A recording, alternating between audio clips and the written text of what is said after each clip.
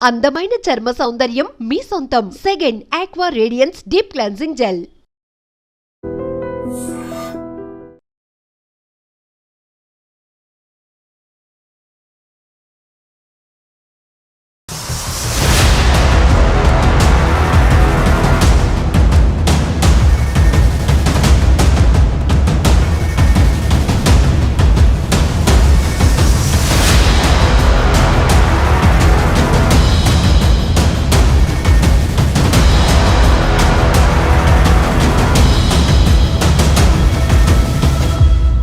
మన దేశంలో ఉంటూ ఉగ్రవాద సంస్థతో చేతులు కలిపి అనునిత్యం వాళ్ళ డైరెక్షన్ లో పనిచేస్తున్న స్లీపర్ సెల్స్ ని వారిపైన నిఘా వర్గాలు పెద్ద ఎత్తున ఫోకస్ పెట్టాయి.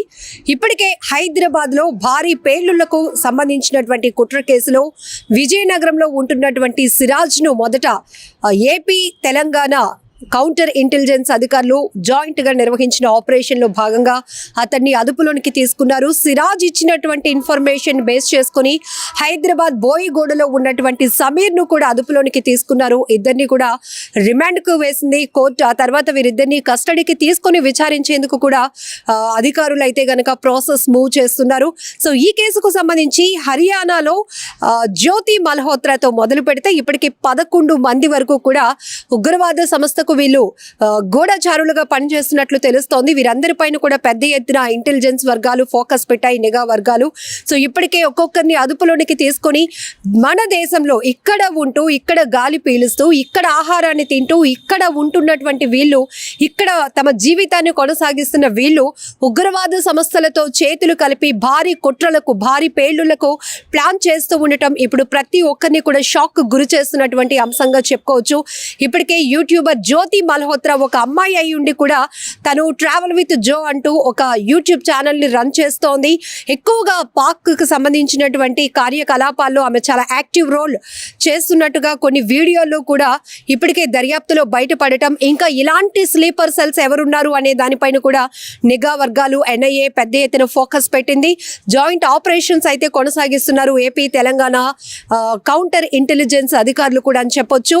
సో ఇక్కడ మనం చూస్తే గనక దేశంలో ఎక్కడైతే వీళ్ళు సౌదీ అరేబియా నుంచి వస్తున్నటువంటి డైరెక్షన్స్ వాళ్ళు ఇస్తున్న సలహాలు సూచనలు పాటించడానికి 6 అంటే ఏపీ తెలంగాణతో పాటు కర్ణాటక, మహారాష్ట్ర, పంజాబ్ ఇలాంటి రాష్ట్రాలకు, ఉత్తరప్రదేశ్కి సంబంధించి ఇలాంటి రాష్ట్రాలకు చెందినటువంటి కొంతమంది యువకులు ఒక టీమ్గా ఫామ్ అయి ఇన్స్టా గ్రూప్ క్రియేట్ చేసుకుని ఎప్పటికప్పుడు వీళ్ళు ఒక మీటింగ్ స్పాట్గా హైదరాబాద్ని వేదికగా చేసుకున్నట్టు కూడా ఇప్పటికే తెలుస్తోంది. అలానే వీరు ఎప్పటికప్పుడు ప్లాన్ ఆఫ్ యాక్షన్ ఎట్లా ఉండాలి అనే దానిపైన కూడా మీటింగ్స్ పెట్టుకుంటున్నట్టు తెలుస్తోంది.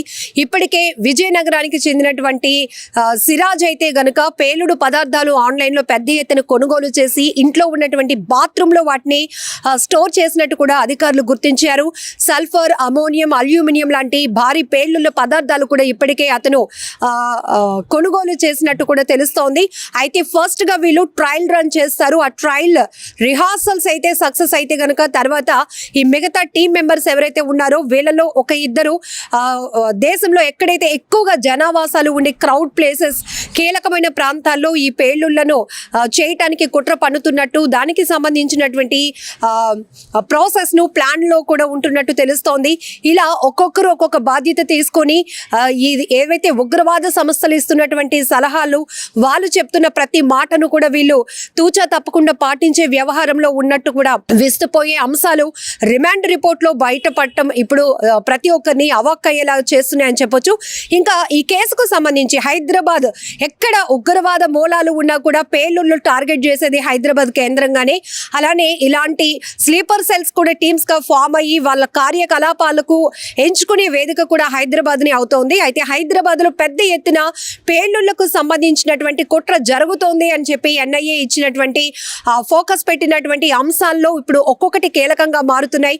ఒక్కొక్కరిని ఇంకా వీళ్ళ వెనకాతల ఎవరున్నారు, ఎవరిని వీళ్ళు మోటివేట్ చేస్తున్నారు, ఎవరు వీళ్ళకి డైరెక్ట్ చేస్తున్నారు అనే దానిపై కూడా నిఘా వర్గాలు పెద్ద ఎత్తున ఫోకస్ పెట్టాయి. ఇప్పటికే విజయనగరం చేరుకున్నటువంటి అధికారులు ఇంకా విజయనగరంకి చెందినటువంటి కుర్రాడు సిరాజ్ ఇచ్చినటువంటి ఇన్ఫర్మేషన్ ఆధారంగా చేసుకొని హైదరాబాద్ లో సమీర్ ను అరెస్ట్ చేశారు. ఇంకా ఎవరు ఉన్నారు అనే దానిపైన కూడా దర్యాప్తు వేగవంతంగా కొనసాగుతోంది. ఇక ఈ కేసుకు సంబంధించి పూర్తి వివరాలు కూడా ఒకసారి చూద్దాం.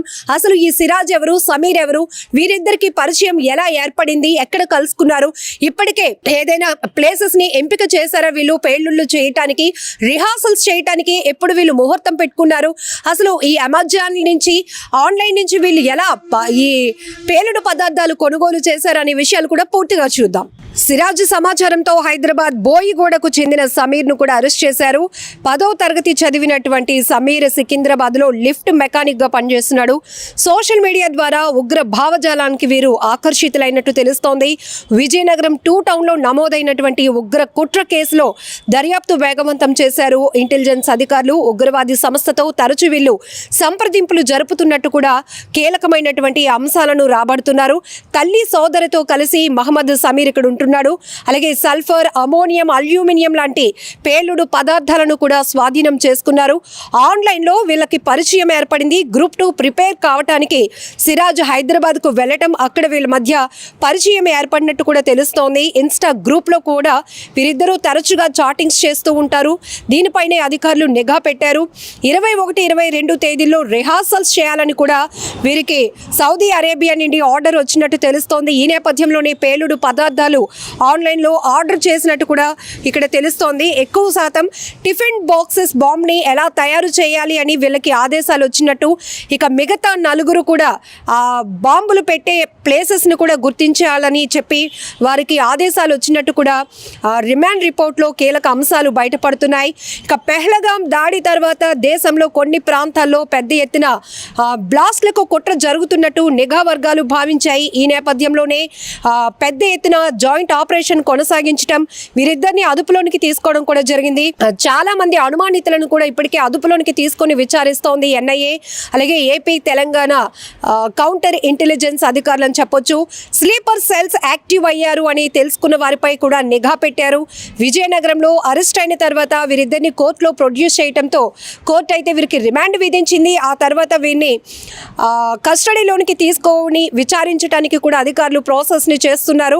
ఇక హర్యానాలో జ్యోతి మల్హోత్రా అనే అమ్మాయి ఎవరైతే యూట్యూబర్ ఉన్నారో తనని కూడా అదుపులోనికి తీసుకున్న తర్వాత ఇక వివిధ ప్రాంతాలకు చెందిన ఉత్తరప్రదేశ్, హర్యానా, అలానే కర్ణాటక, మహారాష్ట్ర, ఏపీ, తెలంగాణకు సంబంధించి ఇప్పటికే 11 మంది వరకు కూడా ఈ ఉగ్రవాద సంస్థతో చేతులు కలిపి వారి డైరెక్షన్లో నడుస్తున్న స్లీపర్ సెల్స్ ను అదుపులోనికి తీసుకున్నారు.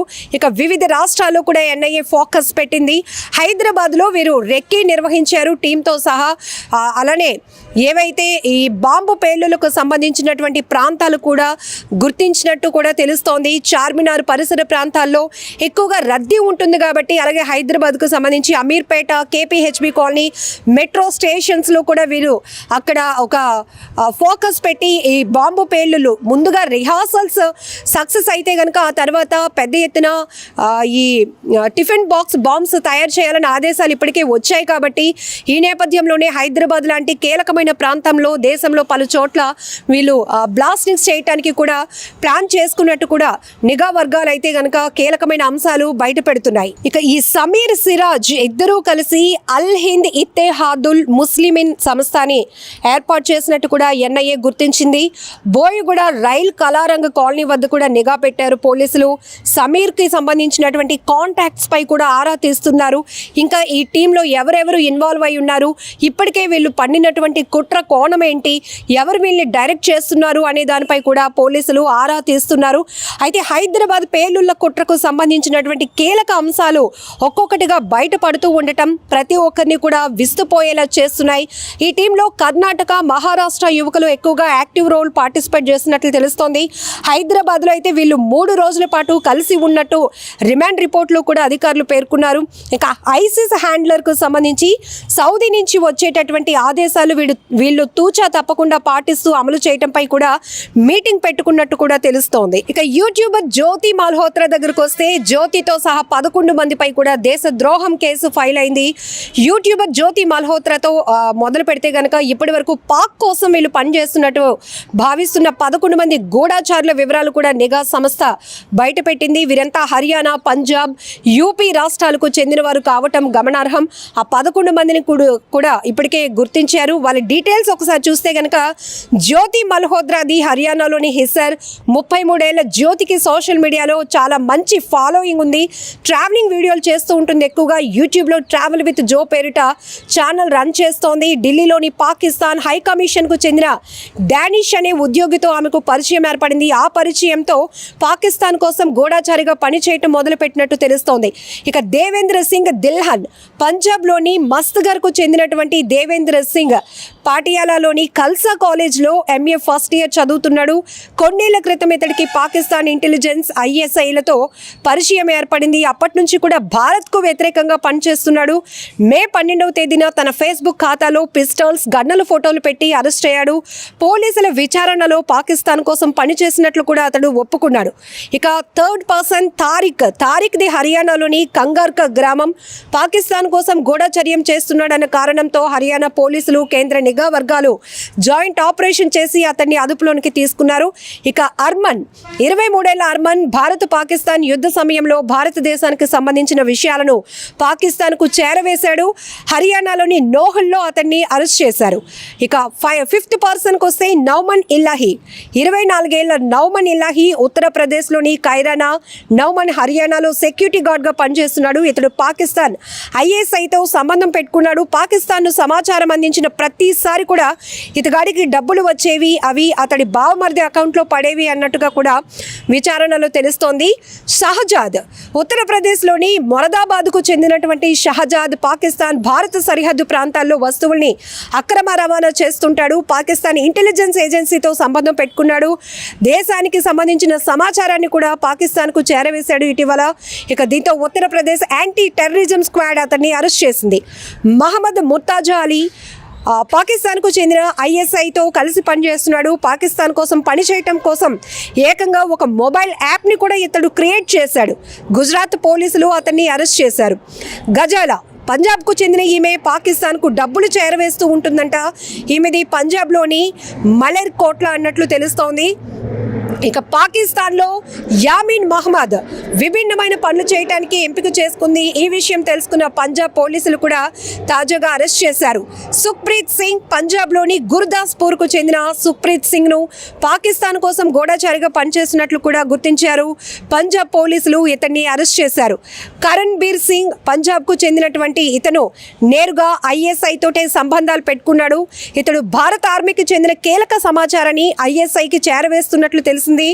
పంజాబ్ పోలీసులు గుర్దాస్పూర్లో ఇతన్ని అరెస్టు చేశారు. నిజంగా ప్రస్తుతం ఉన్నటువంటి సమాజం దేనికి ప్రయారిటీ ఇస్తుంది? ఆర్థిక సంబంధాల చుట్టూ మాత్రమే తిరుగుతోంది. మళ్ళీ ఎన్నికలంగానే చాలా విరక్తి కలుగుతున్నాం. మంచి అనిపిస్తుంది కదా, లేడీస్ కూడా ఛాలెంజింగ్ జాబ్స్ చేసినప్పుడు చాలా బాగుంటది. ట్రాఫిక్ అసిస్టెంట్స్ గా నియమించిన ట్రాన్స్జెండర్స్ అందరితో సాల్యూట్ చేయించుకుంటున్నారు. ఫుడ్ డెలివరీ ఇవ్వటానికి వెళ్ళినటువంటి డెలివరీ బాయ్ అనిల్ పై కళ్ళ ముందు